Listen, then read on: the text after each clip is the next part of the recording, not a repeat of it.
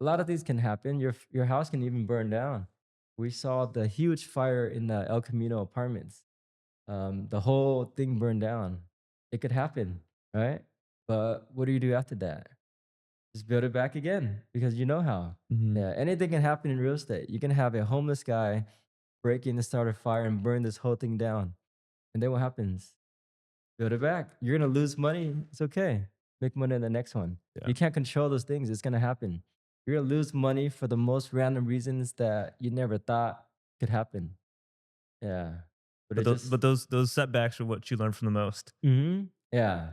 Just like You my just first keep flip. on moving. Just keep on moving. Move on to the next one. Yeah. So what advice would you give to someone who's brand new, looking for their first one, or looking to get into real estate, doesn't really know what to do? What advice would you give to someone who's fresh? Yeah, yeah. Maybe shadow someone right away because they can lead you in the right direction. Try to soak in a whole bunch of knowledge. Um, Even though you're soaking in knowledge, it doesn't hit you until you actually put money in the table.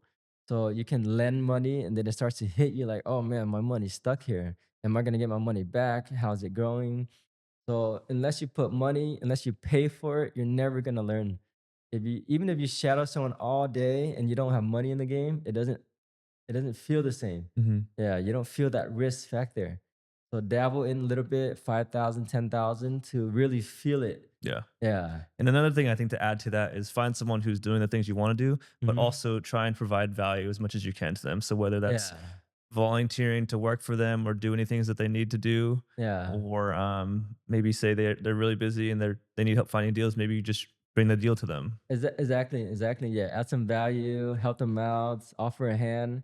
You never know because everyone needs help with something, right? You just Mhm. gotta figure out what they need help with. You don't want to bother them all the time and ask a bunch of questions Mhm. to kind of see what they need. Yeah. What advice would you give to someone who's done a few deals but is looking to scale up like how you have done now? Yeah. Let's say someone that's already doing 10 deals a year. Um, there's multiple ways to look at it. You can do more deals, let's say 20 or 30, or you can try to do less deals and make more money.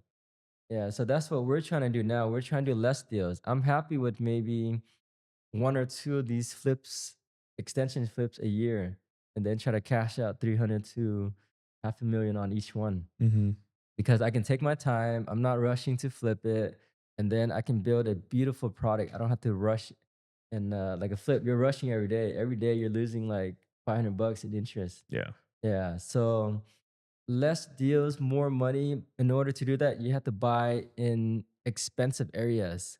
So we used to buy everywhere. All right, every time we see a deal, oh, I want that, I want that, I want that.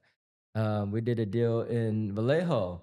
It was only 330,000. I was like, that's cheap. I want that. And then I was thinking just put in like 50, 60K, right? Because it's Vallejo. I don't have to make it that nice.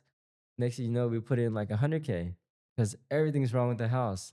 The walls are not even drywall. It's made out of like plywood. I didn't even know that. I didn't realize the walls are made out of plywood. Cheap. Yeah, it's cheap stuff. It's all rotted.